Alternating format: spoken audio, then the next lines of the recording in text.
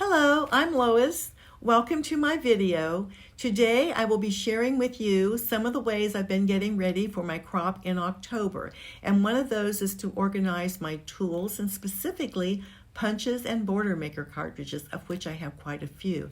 Now, most of mine are creative memories, but this is a method that would work for any punches you have. And I realized I needed to do this after I attended 3 in-person crops this winter and I was not very productive. And it was because I hadn't set goals and I didn't have my tools organized because they were all over the house and I had not attended an in-person crop since January 2020. So I had gotten into bad habits about not putting things back where I was supposed to be keeping them. And I spent most of my time that weekend sorting photos that I didn't know the names of the people in them. I didn't know where they'd been taken, and I wasn't exactly sure what date they had been taken. I could ballpark them maybe into 1 or 2 years. Something had to change. And that's when 2 of my scrapbooking buddies, Connie and Beverly, recommended Lauren Hinds and Craft Some Joy. Lauren has some of the most fantastic ideas out there for sorting and organizing your paper, inventorying and organizing your punches, as well as your craft room. She has become my scrapbooking hero. So in Creative Memories announced their schedule for their conference this past June for the weekend, and I found out that Lauren was on the schedule to be a speaker on Sunday. I knew I had to go.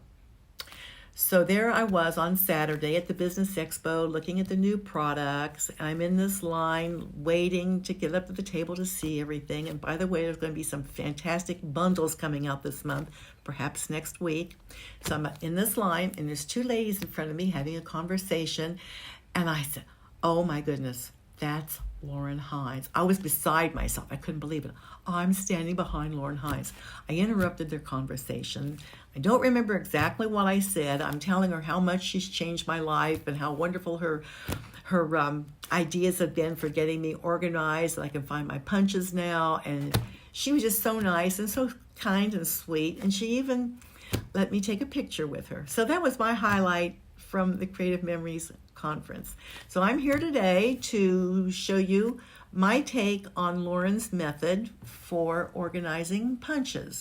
Now I keep two sections. I keep one, this is one of the new ones that came yesterday. I keep in the front section, I keep Border Maker, no, I don't.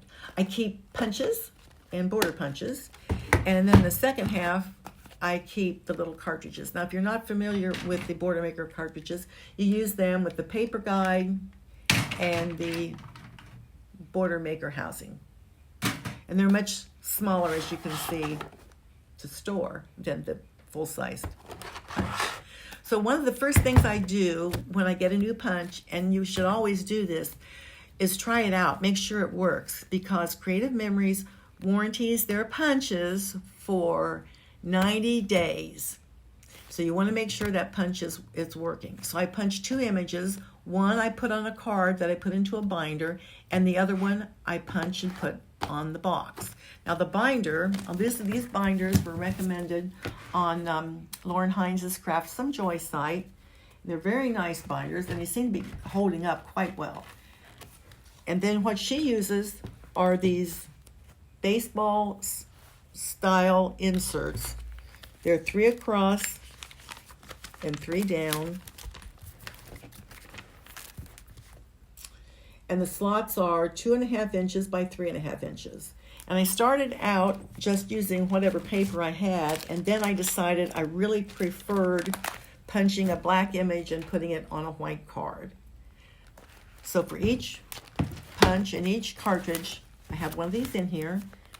And then I also have in the front a copy of the name of the punch, and I keep an electronic copy as well. Now, because people don't always remember the punches by the name of them. For instance, this one's zebra stripes. Well, sometimes you don't think zebra stripes. So I broke them out into different categories, and everybody's going to have something different for theirs. I have a section called nature, flowers, animals, food. Everybody has one for food. Beach, nautical, borders, and some are just shapes and objects. So I tried to find a category to put them in so it'd be a little easier to find. And since that number is not a number, the box number that I'm storing them in, I put that on there also so I can find them in case I'm looking down through here and I don't know where to look for it, because I have quite a few punches, and they take up right now, I'm into 11 plastic boxes for the large size punches, and I have 4 cases of cartridges. Well, the cartridges are small, so I do have those sorted alphabetically, and that's working out so far. But as long as you have an image on the top, that works out well. Now, these 2 just came yesterday, so the first thing I do is open it, and I should have done this already. Open it, and we want to make sure it's going to work. So you can see it. This is the new zebra stripes. Now, since I'm only making one of these today, I'm not going to use the paper guide. I'm just going to use the housing for the cartridge. We'll just put it right in there like that. The 2 little metal prongs come out because those are the guidelines when you're using the guide. But if you just want to make one, you can just put the cartridge in, and then you insert the paper enough to make sure it's covering the cutting surface, and punch it out.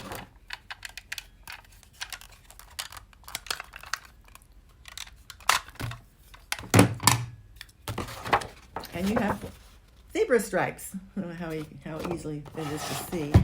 Something white behind that. Yeah, you have zebra stripes. And when I'll punch 2 of those, I'll put one of them on the box, and the other one, I used black paper. I should have used a different, maybe a different color. Oh, I think they'll be fine. And put one on the box, and I put one on those cards and slip it into the binder so I can find it visually. And then I put I store mine. Now, some people don't do this. Now, I like to store mine in the box. A lot of people don't. They save a lot of space by not using the boxes, and they just put them into a plastic container or drawer. Some people are keeping them in drawers, which works out well. Everyone's situation is going to be different on where you store your punches. But that's how I do those. And then I keep the electronic version so I can scan it easily and see what I have, as well as the hard copy that I print out of the electronic version. And I can eyeball the cases, look down through there because I've got the image punched and it's sitting on the carton, so it's easy to find. And then if you're just sitting at your table and you're wondering what you want to use, you can just pick up your binder and you can just leaf through and look at all the images. So that's the way I do that. And the other thing I was going to mention about tools and organizing is just to make sure you have the things that you normally use. And one of those things that I really like is the 12-inch trimmer. And what's really nice about the Creative Memories 12-inch trimmer is it, in addition to its versatility, is it comes with storage on the back for the different blades. And I always like to keep, because you use a straight blade a lot, and I like to keep a spare new straight blade, so when one I'm using starts to get dull, then I immediately have one I can use, and then I can order another replacement for my spare, because that's the one you're going to use all the time, and nobody wants to be in the middle of a big crop and their blade just suddenly gets too dull to cut their paper in their photos. So that was it for that. And the other handy tool that I like is the multi-purpose tool, which helps me because I don't have fingernails. It helps me open boxes and do different things. And as far as getting your tools ready, you just make sure they're in good working order, and that you've got, and specifically with the trimmer, that you've got that spare blade. And I also, in addition to keeping a spare blade, I keep a spare cutting mat, although that's not quite as critical to have one right away, because your existing, the one that comes with it, it has 4 cutting surfaces, and they're labeled 1, 2, 3, 4. And right now I'm on cutting surface number 2. And the way that looks when you flip it over is it cuts on that little dotted line. So when you've used up side number 1, you pop it out, turn it around, and you've got the other side. So once you've used up side number 2, then you take the strip out again, turn it over, and you have 2 more sides. So each cutting strip provides 4 cutting surfaces. So you are getting a lot out of that. So it's not as important to have the spare strip if you're on only side 1, 2, or even 3. So anyway, that was my little bit about the punches. I hope this has been informative. Thank you. If you have any comments or anything you'd like to say about my video, please leave it for me below. Thank you very much, and enjoy the rest of your day.